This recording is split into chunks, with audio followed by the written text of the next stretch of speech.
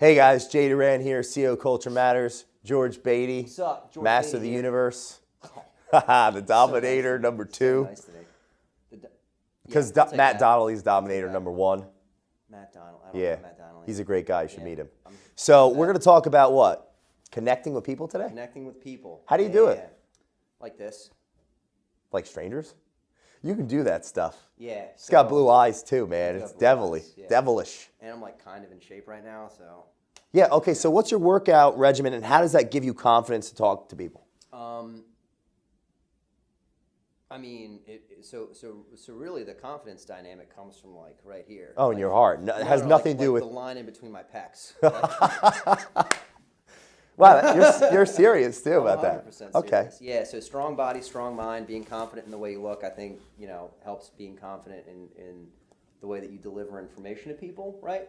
As far as my current workout routine, I'm doing a lot of functional movement to increase flexibility and, the way that I move because, I do martial arts, so being able to move my hips and my shoulders better for jiu-jitsu is like really important. I also do a lot of jiu-jitsu and things like that. I haven't been doing powerlifting or anything like that lately, but that's my current workout regimen. A lot of stretching, a lot of like functional movement type stuff, and then the actual martial arts. I think martial arts are great. It's very humbling to get strangled by somebody that like is a kid or something like that. Wow, I can imagine. What we do for a living, right? So it's like very humbling, helps reset your mindset, which is awesome. Going back to previously where you were talking about like the way that you connect with people, right? So connection with people is mostly based upon, does this person like me? And you're connecting with like their lizard brain. I know you talk about that stuff a lot. So presenting a non-threatening, strong exterior is, in my opinion, the most important thing is not being threatening. Because people's first reaction, their first thing that happens is they're assessing threats. Right, so if you approach me on the street or in a bar or in a business meeting, the first thing I'm going to do is I'm going to size you up and I'm going to assess whether or not that I think you're a threat. So typically, what I do, especially if I'm in a face-to-face meeting, is instead of appearing with an air of confidence right off the bat, I'm going to come in, drop my shoulders forward, literally shrink down my height, and like come my back like this, unless the business setting's predefined, but especially if I'm in a sales environment and I know the person kind of knows I'm a salesperson, I'm going to come in here, drop their defenses for like 30 to 45 seconds, and then I'll slowly come back up like this. So you guys can see how all of a sudden my chest is out, my shoulders are back, I'm standing up straighter, I'm smiling more, and I'm coming with a slight nod. So a slight nod is 10 times as effective as doing this. This people can see. A slight nod is hypnotic. It breaks through people's whatever frontal lobe or whatever that is and clicks into people's subconscious mind and they'll agree with you, right?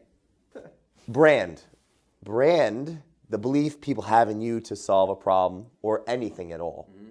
They're stacking cognitive biases. So meaning you're going to a sales environment and they don't know you yet. Mm-hmm. Neurologically, it makes so much sense to do what you just did. Because their amphibian brain, their reptile brain is on high alert. Mm-hmm. Who is this person intruding? Yeah. The more you become known, if people already know you, you're already seen as a position of authority, that it's okay to walk that way. Correct. They expect it, that if you were walking this way, they'd be like, what's up with him? Right. Is he not all right? So one of the big issues that I've had, and we've talked about this, not much, but a little bit, is because I'm always on.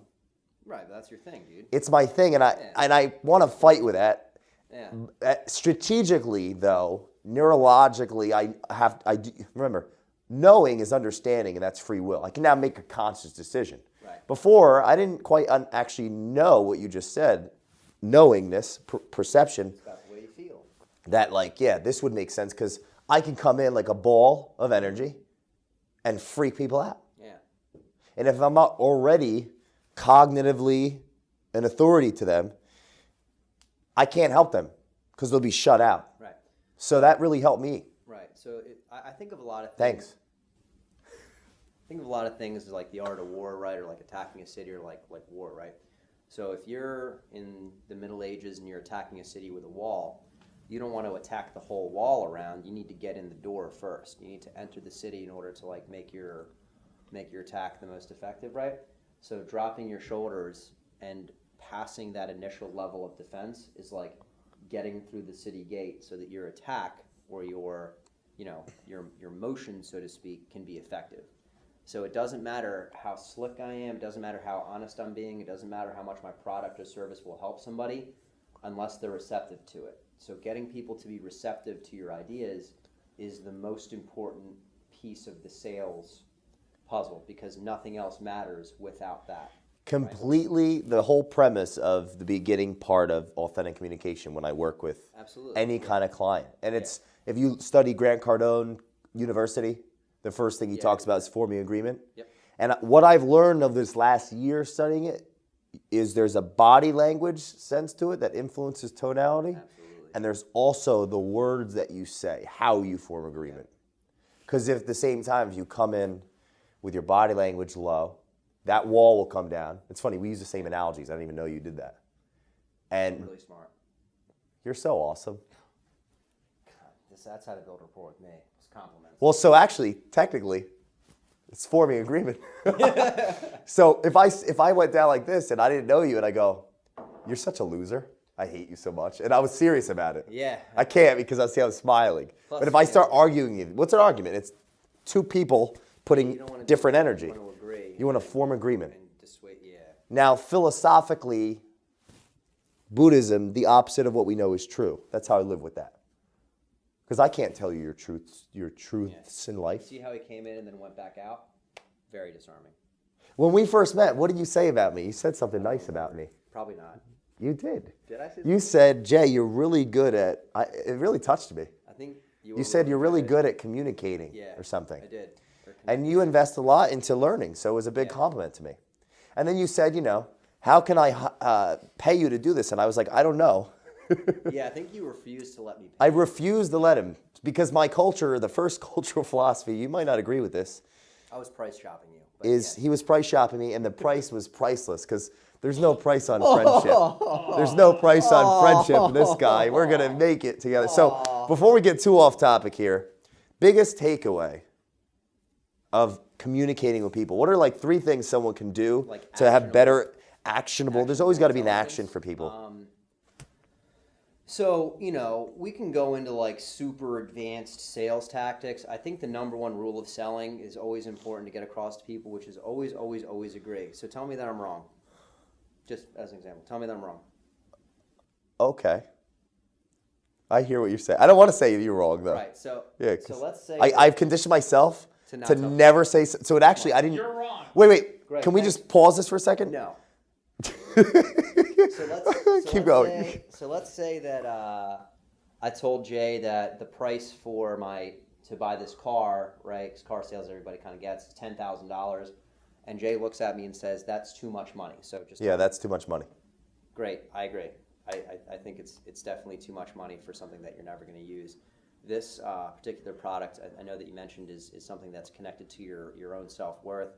It'll get you from A to B, in your job, and also impress clients. So, if you really take a look at it from a 30,000-foot view, I think that we can both agree that you're worth the investment, right? Yeah, I mean, if you look like that. Right. So, but besides the random rebuttal that I just gave there, the important piece was that I threw my hands up. I agreed with him, because when Jay tells me something is too expensive, or when somebody gives an objection, I want to get other estimates, I want to have more people out, I want to have another couple of realtors look at my property, I want to get a couple more bids on my loan, whatever, what they're expecting, they're getting ready to fight you because they're expecting you to be like, oh, no, you should just sign here. So when you agree with them, it drops their defenses, just like we talked about before, and you can give your information. So the most important thing in sales is being authentic and being honest. That's the real expert salesman hack, is to just be honest with people and deliver the information in the most moving, authentic way that you can and that you can relate in your own head. So for instance, you must be selling something that you believe in, clients or service, product, whatever. But the biggest hack besides the always agree thing is just be honest with people and truly try to find out if it's a good fit for them, because sometimes it's not, and you don't want to waste your time with that person anyway. And when it is, they'll feel that coming. Feel the energy. Right, they feel that, and that's like the true way of persuasion is just winning life, doing the right thing when no one's looking for your clients, and also very importantly is for yourself. But if you're in that mindset, how can I help somebody today? How can I do right by this person today? How is my service or product a fit for somebody?